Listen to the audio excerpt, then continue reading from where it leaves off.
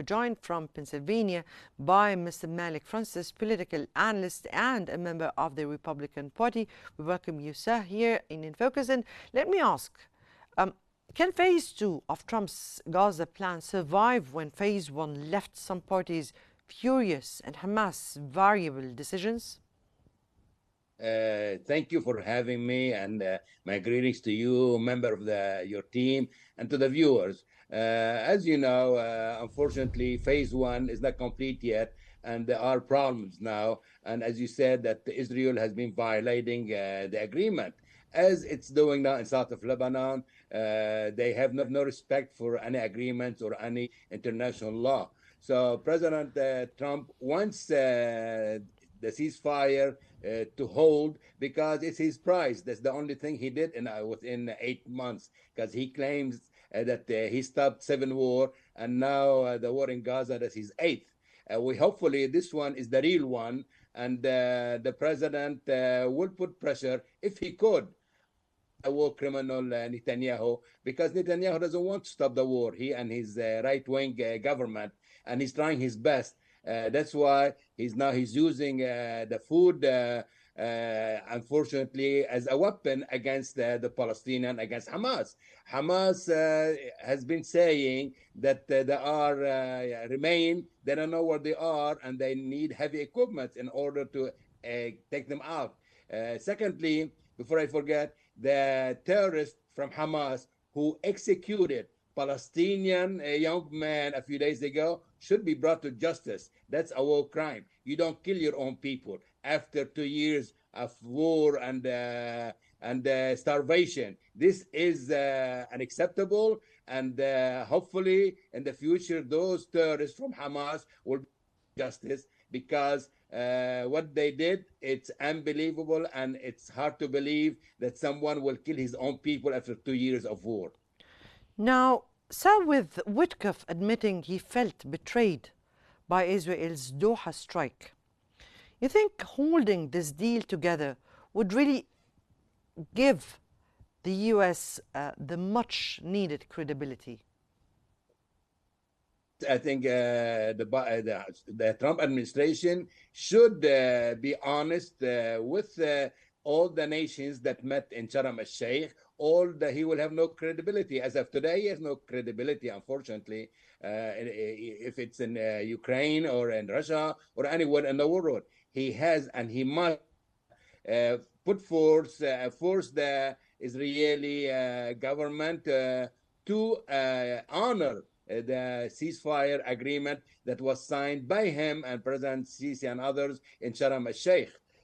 Our credibility, unfortunately, now it's as a joke worldwide.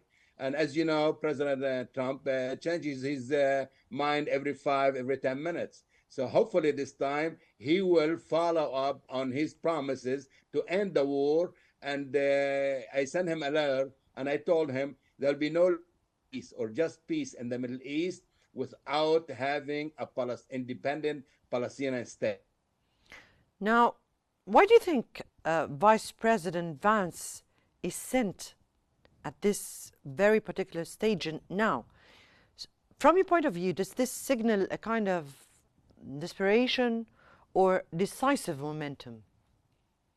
I think President Trump is trying to say that we are serious. That's why I'm sending Vice President Vance. But Vance doesn't help the situation. Witkoff has been a good job between the Israelis and Egypt and Qatar, and he understands the mentality of the Israeli, because he's Jewish, and the Arabs. Yes, but Witkoff is coming along with J.D. Vance. So we're speaking about both of them coming to the Middle East.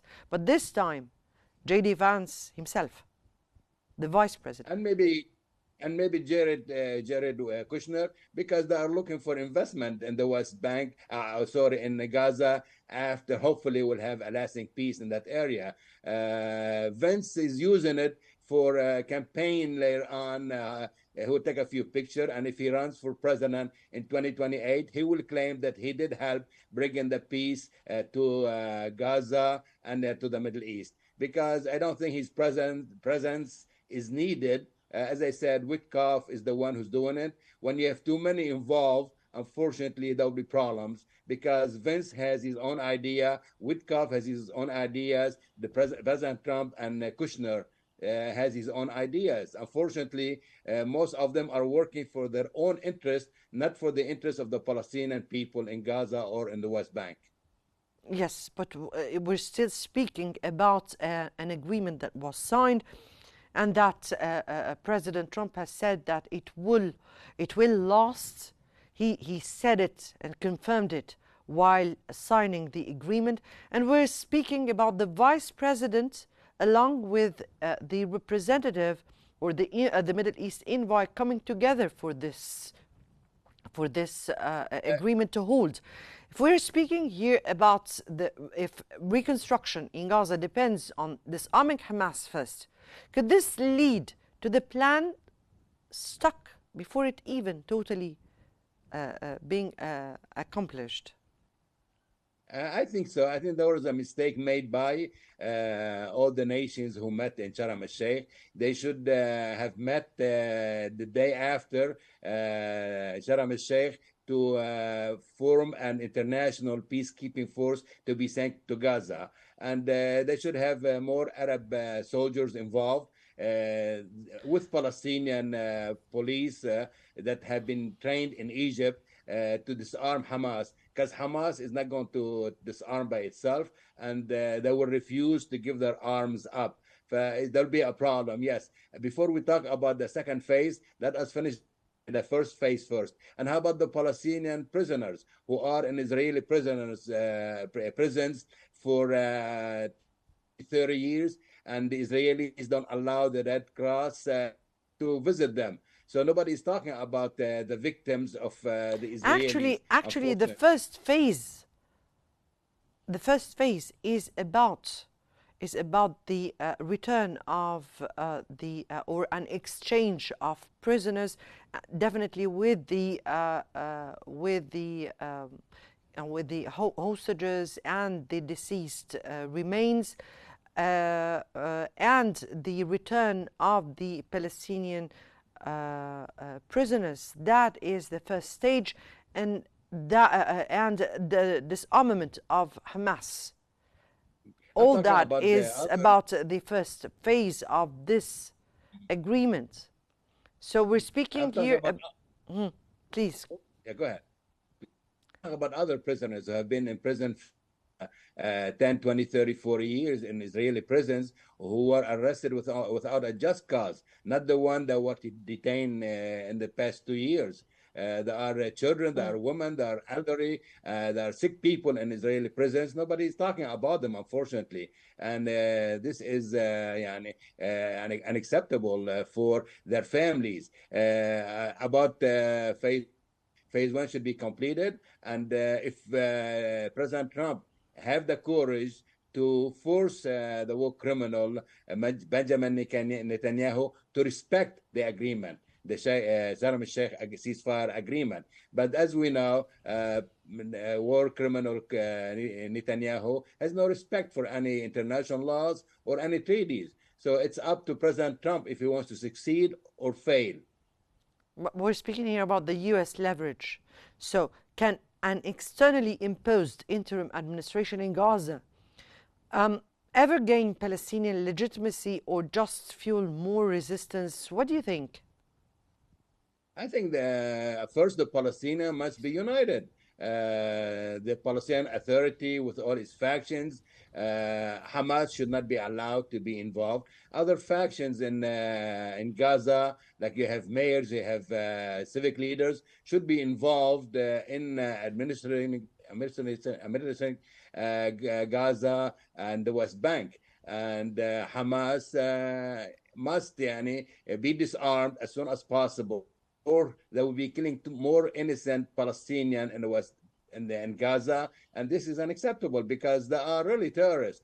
What I saw on TV a few days ago, young Palestinians, their own people. This is unacceptable. It should not happen anymore.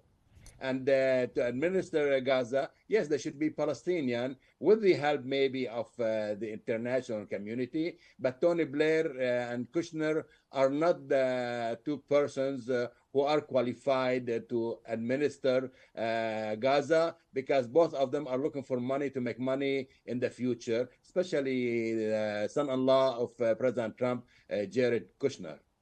Right. Now, with Israel closing Rafah and blocking aid over detainees remains, is humanitarian relief return is a bargaining chip?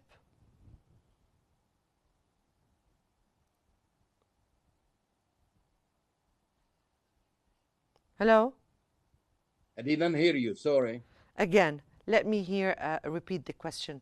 Israel Thank you. is closing the Rafah crossing and blocking aid from entering over the detainees remains issue.